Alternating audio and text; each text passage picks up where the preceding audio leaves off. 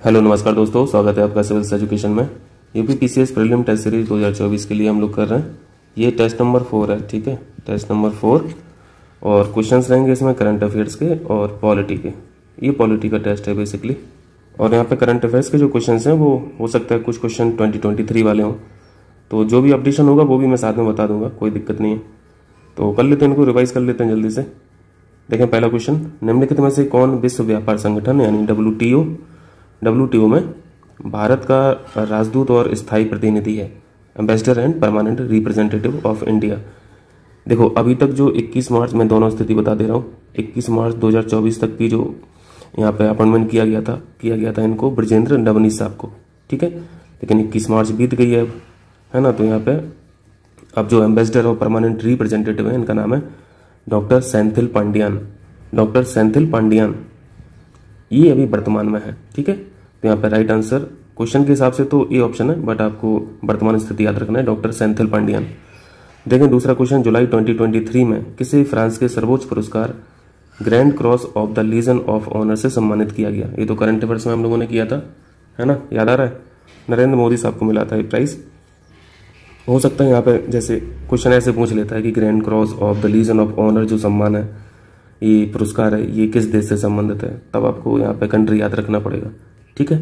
वैसे इस तरीके से क्वेश्चन पूछने के चांसेस कम होते हैं, किसको मिला है ये ज़्यादा फिजिबल क्वेश्चन होता है। देखें तीसरा क्वेश्चन, देखें निम्नलिखित में से किस एयरलाइन को environmental airline of the year 2023 से नामित किया गया। ये इंपॉर्टेंट क्वेश्चन है और यहाँ पे राइट आंसर है एतिहाद एयरवेज। ये एयरलाइंस UAE की है, ठीक है। चौथा क्वेश्चन है, निम्नलिखित में से किसने through the broken glass an autobiography पुस्तक लिखी है। ये बहुत इंपॉर्टेंट बुक है, ठीक है, क्योंकि इस किताब को जिन्होंने लिखा है TN शेषन साहब ने, ये एक समय पे चीफ इलेक्शन कमिश्नर भी रहे हैं। और जो वोटर ID कार्ड पर हम लोग फोटो देखते हैं अपनी, वो इन्हीं के प्रयासों से लाई गई थी। मतलब उस समय का ये इंप्रूवमेंट था, चुनावी सुधार था, ठीक है। तो इनका नाम याद रखना है TN शेषन का नाम याद रखना है। यहाँ पे चीफ इलेक्शन कमिश्नर भी आपको ध्यान रखना है। अगर पॉलिटी की बात करें तो चीफ इलेक्शन कमीशन की बात कर लेते हैं, किसमें है, पार्ट नंबर 15 में है, ठीक है। और आर्टिकल लाई करते हैं 324 से 329, यही पढ़ते हो ना। तो इस साथ में पॉलिटी का भी रिवीजन हो गया आपका। देखें पांचवा क्वेश्चन, विश्व युवा कौशल दिवस 2023 की थीम बतानी है। 2023 का है ये जो विश्व युवा कौशल दिवस मनाया जाता है। सबसे पहले तो आपको तारीख याद रखनी है 15 जुलाई। तो इसका मतलब हो गया कि अभी 2024 का विश्व युवा कौशल दिवस नहीं आया, ठीक है। ये मतलब लेटेस्ट क्वेश्चन है, करंट का ही क्वेश्चन है, कोई दिक्कत नहीं है। 15 जुलाई हो गया तारीख। और यहाँ पे जो थीम है वो है skilling teachers trainer and youth for transformative future. Hindi में पढ़ लीजिए, परिवर्तनकारी भविष्य के लिए शिक्षकों, प्रशिक्षकों और युवाओं को कुशल बनाना। तो यहाँ पे सी ऑप्शन राइट हो जाएगा, ठीक है। लंबी चौड़ी यहाँ पे थीम है। छठवां क्वेश्चन देखें, निम्नलिखित में से कौन सा, यहाँ पे मैचिंग करानी है, कुछ डेज हैं, इंपॉर्टेंट डेज हैं और डेट ऑफ सेलिब्रेशन है। जनसंख्या दिवस 11 जुलाई को मनाते हैं, ये ठीक है। विश्व अंतर्राष्ट्रीय न्याय दिवस, इसको बताइए, न्याय दिवस मनाया जाता है 17 जुलाई को, ये भी ठीक है। अंतर्राष्ट्रीय चंद्र दिवस, इसको हम लोगों ने करंट अफेयर्स में किया था, तो ये भी करेक्ट है। और चौथा है international day for the conservation of the mangrove ecosystem, mangrove पारिस्थितिकी तंत्र के संरक्षण के लिए अंतर्राष्ट्रीय दिवस। ये 31 जुलाई को नहीं मनाया जाता है, इसको सेलिब्रेट किया जाता है 26 जुलाई को। ये इंपॉर्टेंट डे है, ध्यान रखना, क्योंकि पर्यावरण से संबंधित है, इकोसिस्टम से संबंधित है। 26 जुलाई, 31 जुलाई जो लिखा है वो गलत है, गलत पूछा था, तो डी ऑप्शन यहाँ पर राइट हो जाएगा।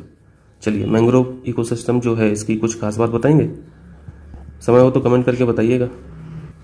तो ये क्वेश्चन ये हो गया। दूसरा क्वेश्चन आपका है, दूसरा होमवर्क है आपका, ये जो मैंग्रोव हैं इनका डिस्ट्रीब्यूशन सबसे ज़्यादा किस स्टेट में है, ठीक है, बताइएगा।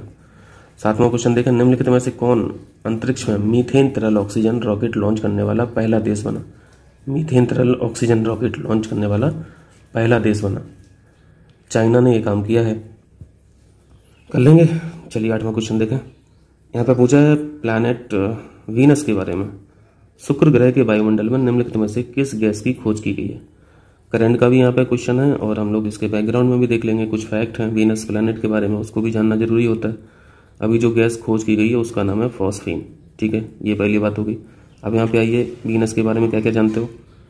वीनस के बारे में हम लोग जानते हैं कि ये सबसे गर्म प्लानट है हमारे सोलर सिस्टम का, ठीक है। और हमारी गैलेक्सी कौन है? मिल्की वे, आकाशगंगा। आकाशगंगा का एक छोटा सा हिस्सा हमारा सोलर सिस्टम है और उस सोलर सिस्टम का एक छोटा सा हिस्सा वीनस है। तो एक बात हो गई, ये सबसे गर्म प्लानट है सोलर सिस्टम का। दूसरा है ये टेरेस्ट्रियल प्लानट है। हम लोग पढ़ते हैं ना 4 प्लानट शुरुआत के और 4 प्लानट बाद के, हिंदी में बोलते हैं शुरुआत के 4 जो हैं इनको पार्थिव ग्रह बोलते हैं, बाद के जो 4 हैं इनको गैसियस प्लानट बोलते हैं। तीसरी इंपॉर्टेंट बात है कि इसका एटमॉस्फेयर बहुत ज़्यादा थिक है, मोटा है, ठीक है। मोटा होने से, थिक होने से होता क्या है कि हीट जो है वो इस एटमॉस्फेयर में ट्रैप हो जाती है, फंसी रहती है। इस वजह से ये प्लानट यानी इस प्लानट का जो वातावरण है ये बहुत ज़्यादा गर्म है। ये जो आपने हॉटेस्ट वाली बात पढ़ी थी उसका रीज़न ये है कि इसका जो वातावरण है ये बहुत ज़्यादा थिक है, थिक एटमॉस्फेयर है। तीसरी बात आपको यहाँ पे जाननी है, तीसरी चौथी जो भी हो, यहाँ पे एक्टिव वोल्केनो बहुत है, तो ये भी कारण है एटमॉस्फेयर को गर्म करने का। एक्टिव वोल्केनो बहुत ज़्यादा है वीनस पर। और अगली बात इंपॉर्टेंट है कि 2 ही प्लानट ऐसे हैं जो पृथ्वी के डायरेक्शन से उल्टे घूमते हैं, एक है यूरेनस और दूसरा है वीनस, ठीक है। ये स्पिन कैसे करता है? अपोजिट डायरेक्शन में करता है, ठीक है। अपोजिट डायरेक्शन किसकी?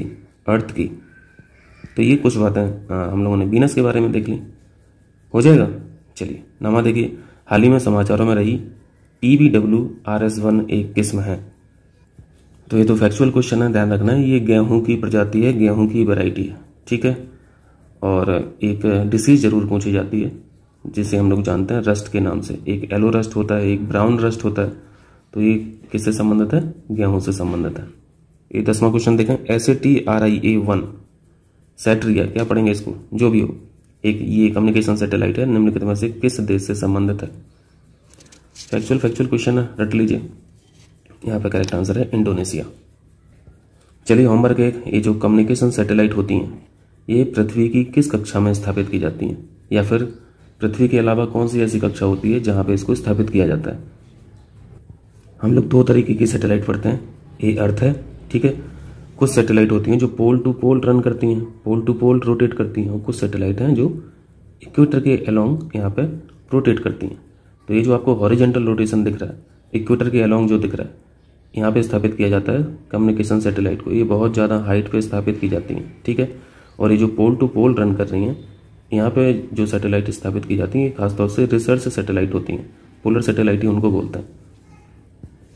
रिसर्च से संबंधित है कि अगर देखना हो कि कितने कितने भाग पे यहाँ पे पेड़ हैं, है ना, कितने भाग पे ज़मीन है, कितने भाग पे एग्रीकल्चर लैंड है, ये सारी चीज़ें इन तरीके की सैटेलाइट से देखा जाता है। यानी मैपिंग बेस्ड जो रिसर्च होती है वो पोल टू पोल ये सैटेलाइट काम करती है। 11वां क्वेश्चन देखिए, चंद्रयान 3 के संदर्भ में बताइए। चंद्रयान 3 के बारे में तो हम लोगों ने बहुत सारी चीज़ यहाँ पर देखी है ना, लॉन्च डेट भी पढ़ा है, लैंडिंग डेट भी पढ़ा है, जिस जगह पर लैंड किया उस जगह का नाम क्या है ना, ये सारी चीज़ें हम लोगों ने पढ़ के रखी हैं। रॉकेट कौन सा था जो इसको लेके आता चंद्रयान 3 को? LMB-3M4, इसका नाम आपको ध्यान रखना है, ठीक है। ये लॉन्चर है, ठीक है, व्हीकल है जो किसी भी चीज़ को ले जाता है ऊपर, उसे व्हीकल बोलते हैं। आम भाषा में अगर बात करें तो चंद्रयान 3 को टांग के कौन ले गया था? LMB-3M4। दूसरी बात यहाँ पे पेलोड के बारे में पूछा गया है कि ये जो पेलोड था उसका नाम क्या है? उसका नाम सेफ है, ठीक है, नाम सेफ रखा गया है। फुल फॉर्म उन्होंने लिखा है यहाँ पे स्पेक्ट्रोपोलरिमेट्री ऑफ हैबिटेबल प्लैनेट, ठीक है। तो ये बात भी सही है, यहाँ पे दोनों बातें ठीक हो जाएंगी। 12वां क्वेश्चन देखें, संघाई कोऑपरेशन ऑर्गेनाइजेशन SCO में 9th ये जो पूर्णकालिक सदस्य के रूप में किस देश को शामिल किया गया है? ये क्वेश्चन तो शायद पूछा जा चुका है ना। अभी नवा देश कौन सा बना है?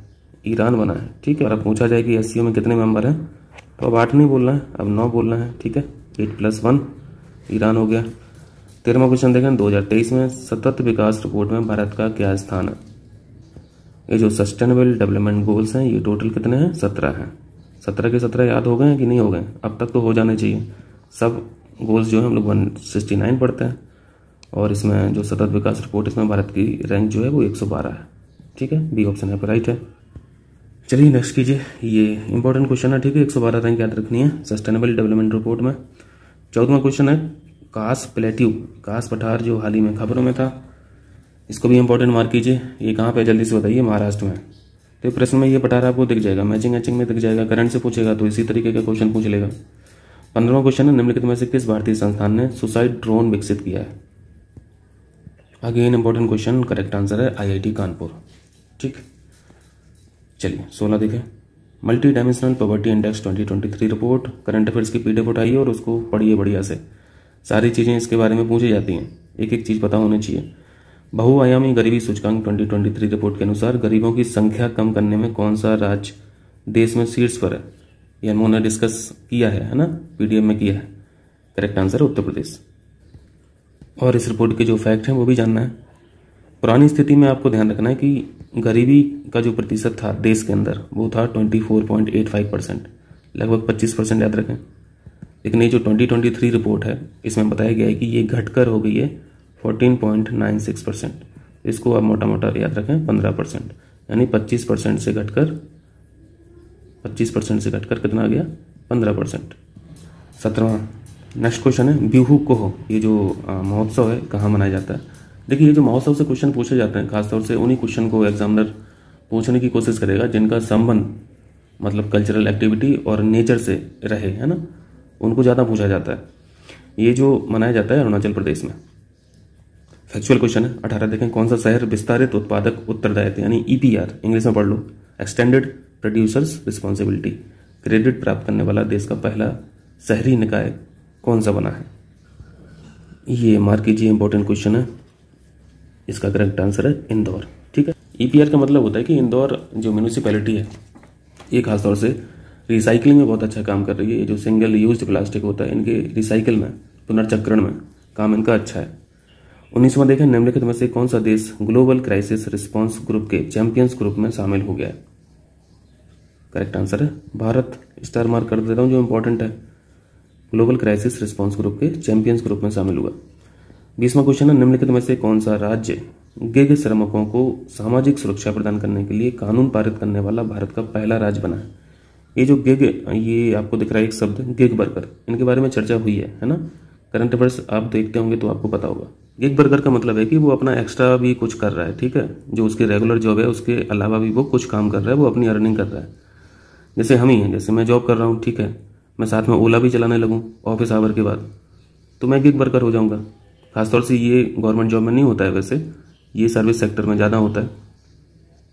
सर्विस सेक्टर मतलब सर्विस सेक्टर तो गवर्नमेंट भी है, ठीक है, यानी प्राइवेट सर्विस सेक्टर में ज़्यादा देखने को मिलता है कि वो अपनी रेगुलर जॉब के अलावा और भी एक्टिविटी करते हैं जिससे वो अर्निंग करते हैं।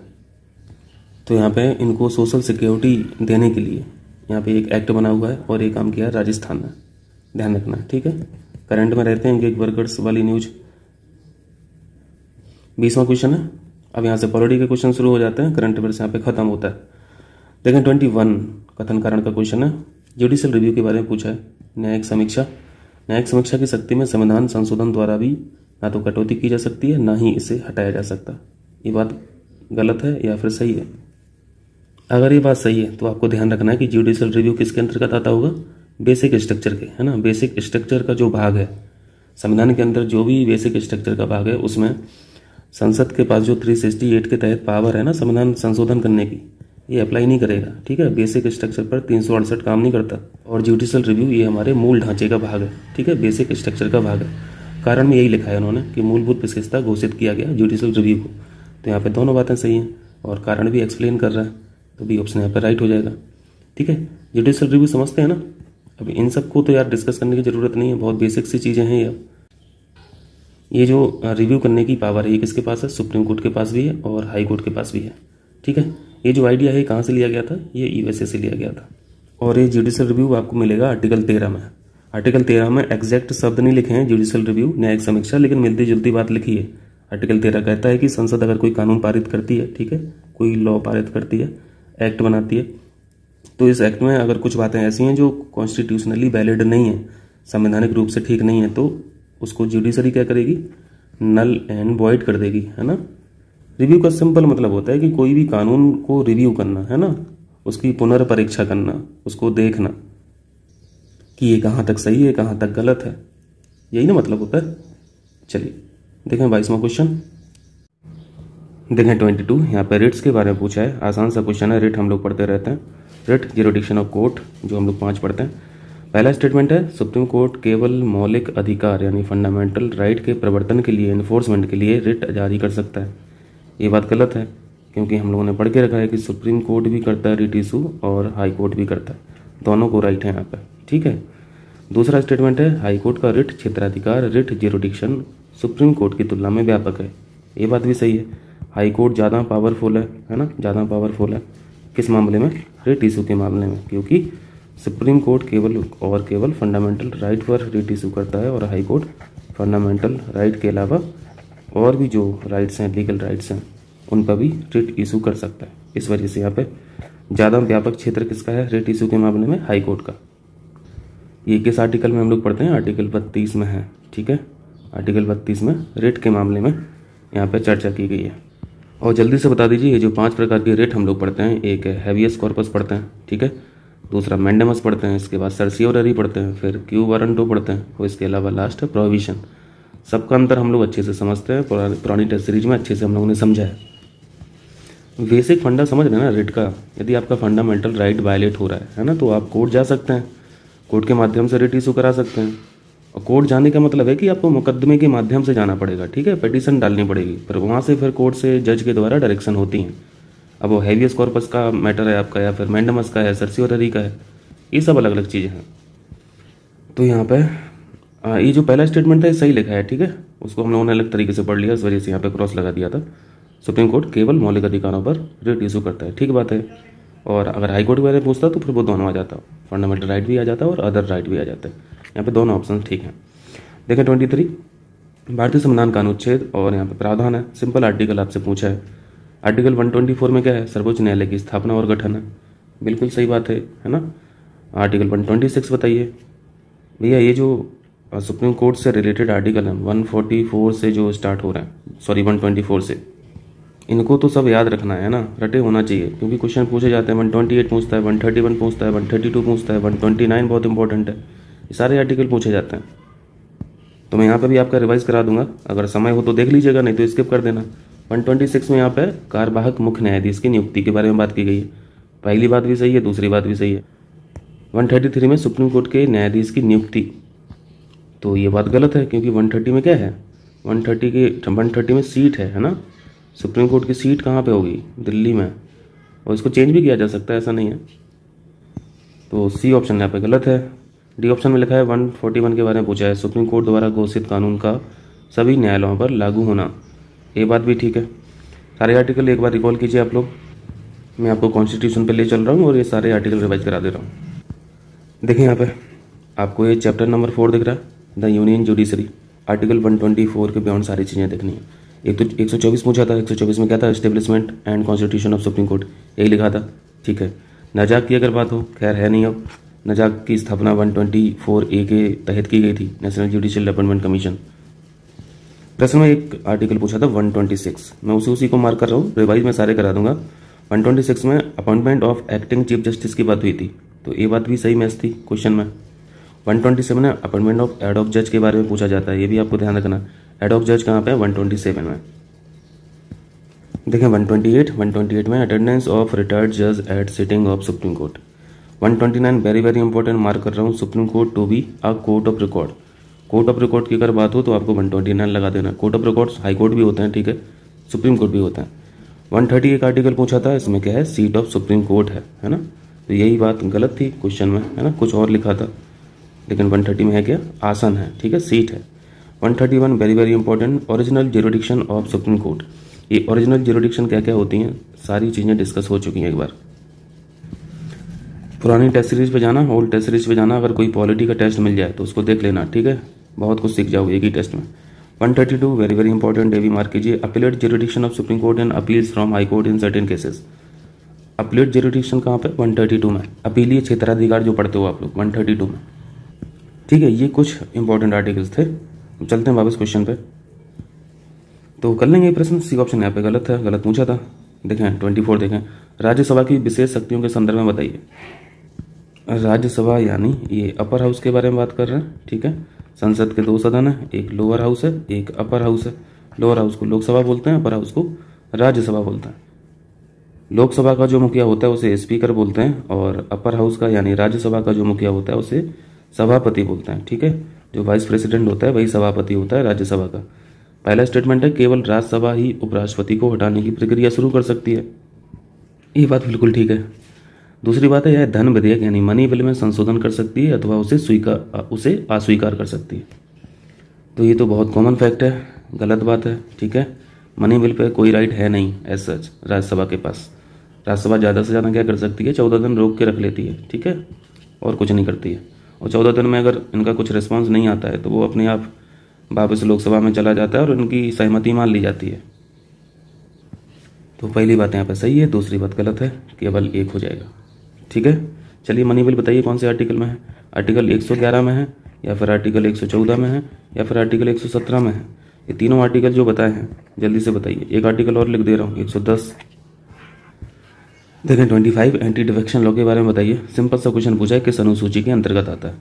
शेड्यूल नंबर 10 पढ़ते हैं हम लोग, है ना, तो आंसर हो जाएगा ए। बाकी चीज़ें देखिए शेड्यूल 10 अनुसूची की बात हो रही है। टोटल अनुसूची कितनी है वर्तमान में 12 है, पहले 8 थी फिर प्लस 4 हुई, तो ये अब टोटल कितनी हो गई हैं 12। और ये जो 4 जोड़ी गई हैं इसमें नंबर 9th हो जाएगा, 10th हो जाएगा, 11th हो जाएगा और 12वां हो जाएगा, यही ना। 9वें में क्या है जल्दी से रिवाइज कीजिए। 9वें में है यहाँ पे लैंड रिफॉर्म है, ठीक है, भूमि सुधार किए गए थे। 10वें में अभी क्वेश्चन देख ही रहे हो एंटी डिफेक्शन।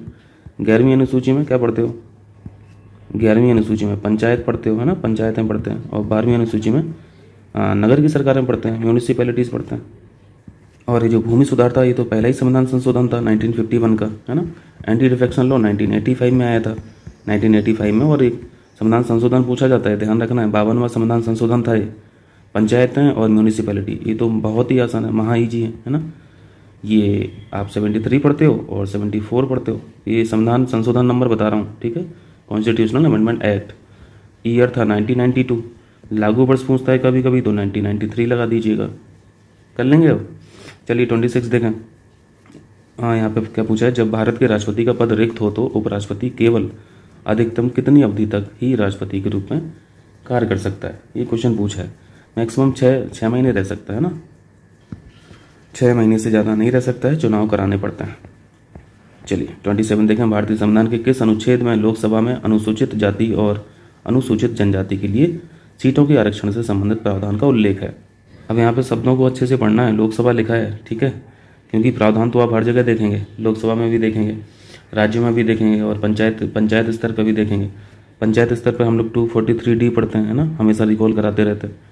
ये पंचायतों का है। 243 में तो बहुत सारे आर्टिकल हैं। अगर म्यूनिसिपैलिटी पे जाएंगे या फिर नगर की सरकारों में जाएंगे तो ये 243T हो जाता है, ठीक है। तो 2 आर्टिकल ये इंपॉर्टेंट है।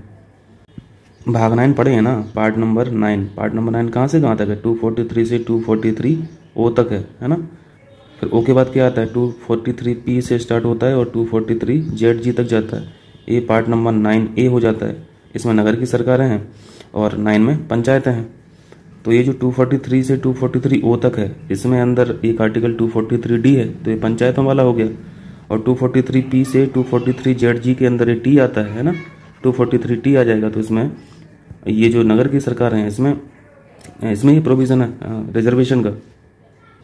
यहाँ पे लोकसभा के बारे में पूछा था तो आपको आर्टिकल 330 याद रखना है, ठीक है।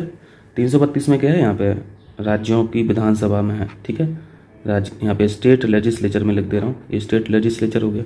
243T जान ही लिए हैं और 335 भी संबंधित है ये भी, लेकिन उसमें रिजर्वेशन की बात नहीं हुई है। SC और ST के दावे कुछ इस तरीके का प्रोविज़न है इसमें।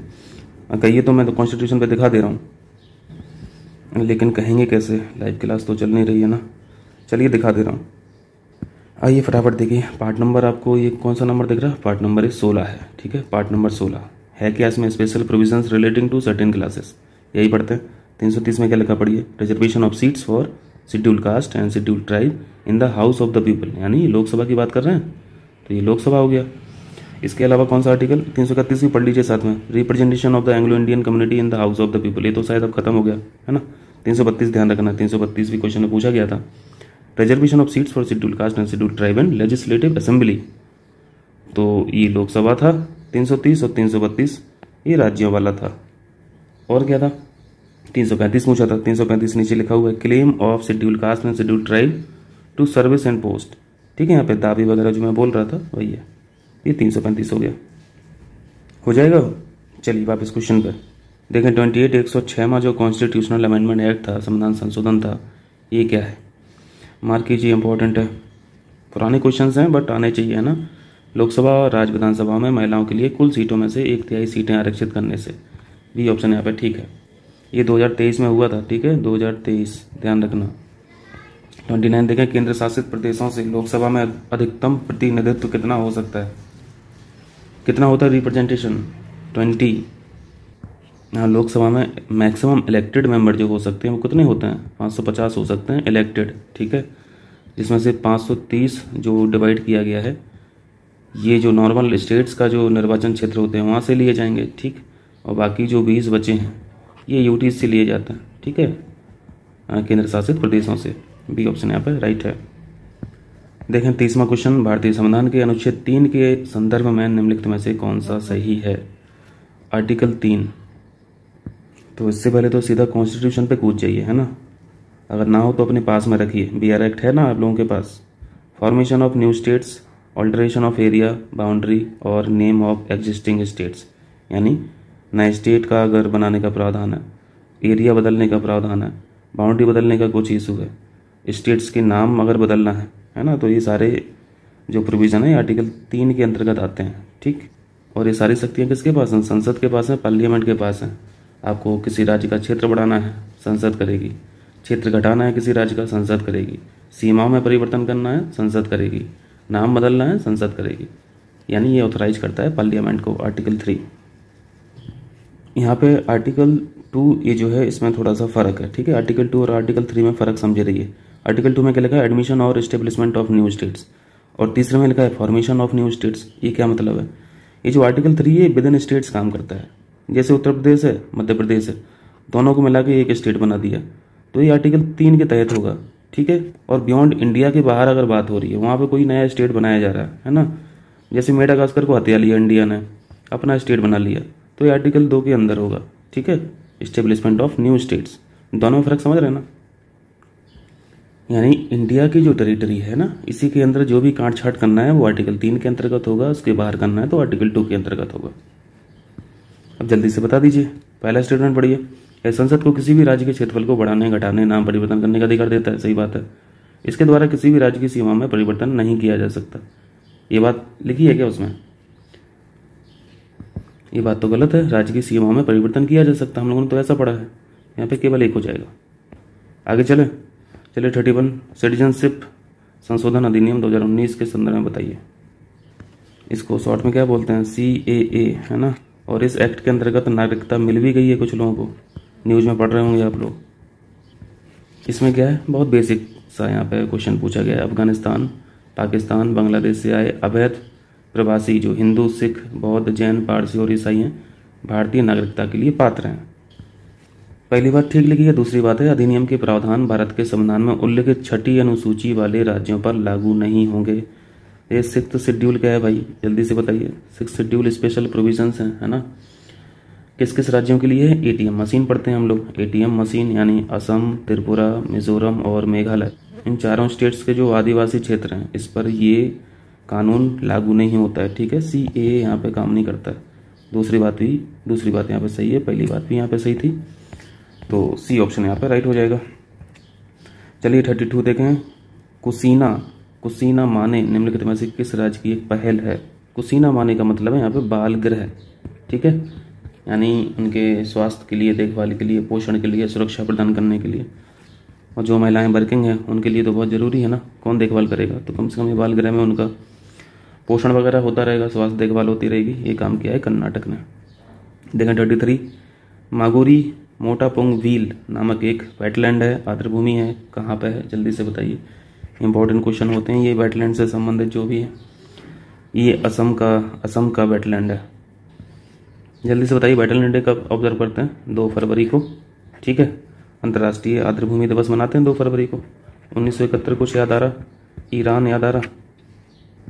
एक आपके लिए होमवर्क है, जल्दी से बताइए टोटल वेटलैंड कितने हैं? टोटल वेटलैंड इंडिया में कितने हैं? देखें 34 फीफा महिला विश्व कप में गोल्डन बॉल किसने जीता? ये विजेता रही हैं एटेना बोनमती, ठीक है, स्पेन की हैं, ठीक है। करेक्ट आंसर है एटेना बोनमती, ये स्पेन की हैं। लेकिन 35 नमो 108 एक प्रकार का है, इसको तो हम लोगों ने करंट अफेयर्स वीडियो में चर्चा किया है ना। नमो 108 कमल है, इंपॉर्टेंट क्वेश्चन है। लेकिन 36 अगस्त 2023 में निम्नलिखित में से किस देश ने पोत निर्माण के लिए, शिप बिल्डिंग के लिए भारत के साथ एक समझौता ज्ञापन किया है? ये किया है कीनिया। चलिए जल्दी से बताइए कि कीनिया में एक बहुत इंपॉर्टेंट इंस्टीट्यूशन है एनवायरनमेंट से रिलेटेड, जल्दी से बताइए किस जगह पे है। और उस संस्था का नाम मैं बता दे रहा हूँ, UNEP, united nation environmental programme, ठीक है। UNEP का हेडक्वार्टर आपको बताना है कहाँ पे है। और साथ में ये भी बताइए कि कीनिया से इक्वेटर पास होती है क्या, ठीक है। 2 क्वेश्चन बताइएगा। लेकिन 37 माया नाम का ऑपरेटिंग सिस्टम है, निम्नलिखित में से किस मंत्रालय से संबंधित है? ये रक्षा मंत्रालय से संबंधित है। नेक्स्ट क्वेश्चन देखिए 38 अभ्यास जायद तलवार के संदर्भ में बताइए। सबसे पहले तो ये जानना है कि ये किस किस के बीच में होता है। एक तो इंडिया ही है और दूसरा है UAE। पहली बात यही लिखी है, भारत और UAE के बीच एक द्विपक्षीय समुद्री अभ्यास है, ठीक है। 2023 के अभ्यास में भाग लेने वाले भारतीय नौसेना के जहाज INS विशाखापट्टनम और INS त्रिकंत थे। कठिन क्वेश्चन हो गया ये थोड़ा, है ना। दोनों बातें सही है, याद रख लेना। जायद तलवार में इंडियन नवल शिप जो है इन्होंने भी पार्टिसिपेट किया था, INS विशाखापट्टनम और INS त्रिकंत।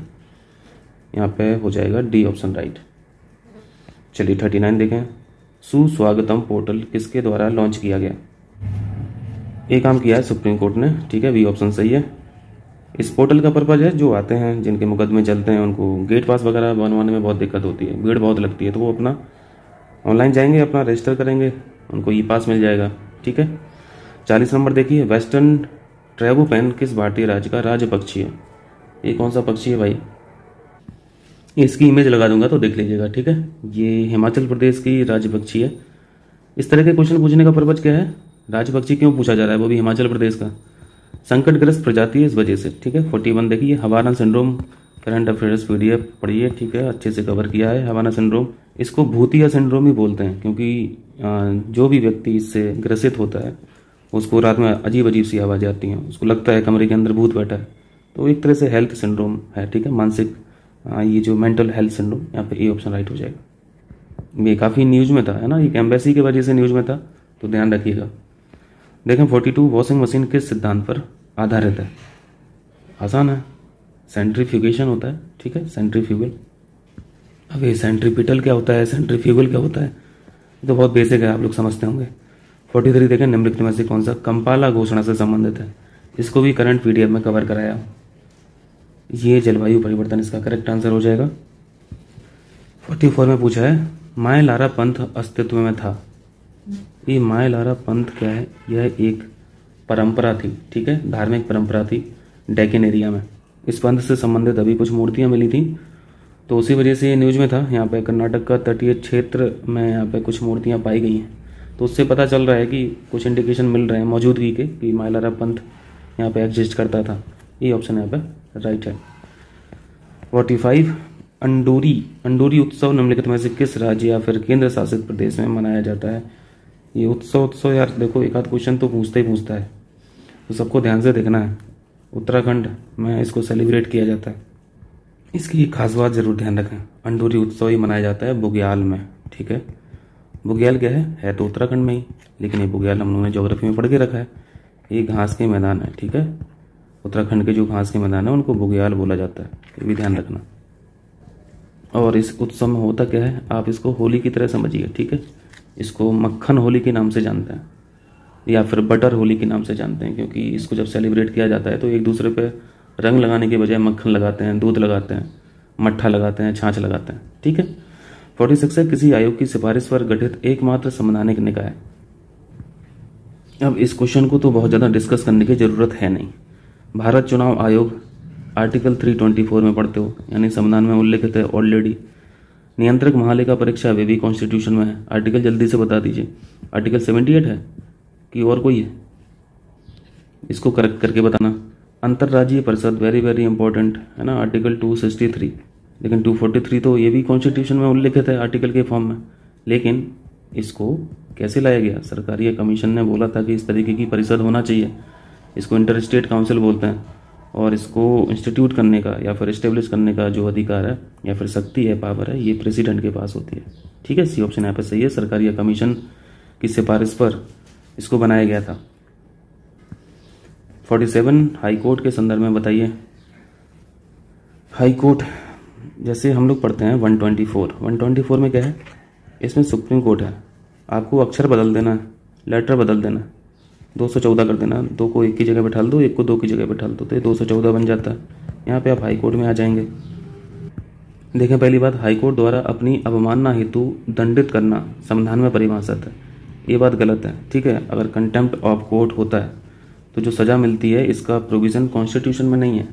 इसका प्रोविज़न है अपमानना अधिनियम जो 1971 का है। ठीक है, 1971 का एक एक्ट है, कोर्ट ऑफ कंटेम्प्ट एक्ट 1971, उसी के तहत दंडित किया जाता है, कॉन्स्टिट्यूशन में नहीं है। दूसरी बात है, ये गलत हो गया। दूसरी बात है, 7वें संविधान संशोधन अधिनियम द्वारा 2 या अधिक राज्यों हेतु संयुक्त उच्च न्यायालय का प्रावधान किया गया। ये बात ठीक है। अभी कितने हाई कोर्ट्स हैं? 25 है ना। इसको वेरीफाई करके बताना। तो यहाँ पे केवल 2 हो जाएगा। चलिए 48 देखें, निम्नलिखित में से कौन सा भारतीय संविधान के स्रोत हैं और देश हैं? आसान सा क्वेश्चन है। सिंगल सिटीजनशिप कहाँ से लिया गया है? सिंगल सिटीजनशिप ब्रिटेन से। राष्ट्रपति के चुनाव की प्रक्रिया आयरलैंड के संविधान से, ये भी ठीक है। जुडिशल रिव्यू अमेरिका का संविधान हम लोगों ने पढ़ के रखा है। ठीक है, आर्टिकल 13 में, भारतीय संविधान का आर्टिकल 13 यहाँ पे जुडिशल रिव्यू की बात करता है। और डी में लिखा है संविधान संशोधन की प्रक्रिया, procedure for the amendment of the constitution. ये जापान के कॉन्स्टिट्यूशन से नहीं लिया गया था। ये बात यहाँ पे गलत हो गई। ये यहाँ पे साउथ अफ्रीका होना चाहिए था। ठीक है, साउथ अफ्रीका। डी बात यहाँ पे गलत है, गलत ही पूछा था यहाँ पे। देखें 49 तीसरी अनुसूची के बारे में पूछा है। 3rd शेड्यूल, टोटल शेड्यूल 12, पहले कितना था 8 + 4, ये हम लोगों ने देख लिया अभी। देखें यहाँ पे पहला शेड्यूल क्या है, स्टेट और यूनियन टेरिटरी पढ़ते हैं। 2nd शेड्यूल में क्या पढ़ते हैं, यहाँ पे प्रेसिडेंट और गवर्नर से संबंधित यहाँ पे प्रोविजन देखते हैं। 3rd schedule forms of oath और अफर्मेशन, शपथ वाली जो बात पूछी गई है, क्वेश्चन नहीं पूछा गया ना, तो यहाँ पे शपथ का प्रोविजन है। और ध्यान रखना, ये जो 3rd शेड्यूल है यहाँ पे प्रेसिडेंट की शपथ नहीं है इसमें। ठीक है, प्रेसिडेंट की शपथ का अलग आर्टिकल है, 3rd शेड्यूल में नहीं है। ये क्वेश्चन पूछा जाता है। चलिए 4th शेड्यूल में क्या है, एलोकेशन ऑफ सीट्स। राज्यसभा में हम लोग सीट का एलोकेशन देखते हैं 4th शेड्यूल में। 5वें शेड्यूल में क्या पढ़ते हैं, 5वें शेड्यूल में पढ़ते हैं provision as to administration and control of schedule area and schedule tribe. 6वां शेड्यूल हम लोग जानते हैं। 6वां शेड्यूल में क्या है, स्पेशल प्रोविजन है ना। यहाँ पे देखिए, यहाँ पे जो हम लोग पढ़ते हैं ATM मशीन है ना। ATM मशीन यानी असम, मेघालय, त्रिपुरा, मिजोरम के जो जनजातीय क्षेत्र है, आदिवासी क्षेत्र है, यहाँ पे प्रशासन से संबंधित है। 7th शेड्यूल में हम लोग लिस्ट पढ़ते हैं। ठीक है, इसी को सेपरेशन ऑफ पावर बोलते हैं, शक्तियों का पृथक्करण भी बोलते हैं। यानी यूनियन लिस्ट के पास अपने सब्जेक्ट हैं, मतलब यूनियन के पास अपने सब्जेक्ट हैं काम करने के लिए, स्टेट के पास अपने सब्जेक्ट हैं, कॉन्करेंट में दोनों के लिए हैं। ठीक है, 8th शेड्यूल हम लोग लैंग्वेज का पढ़ते हैं, भाषा का पढ़ते हैं।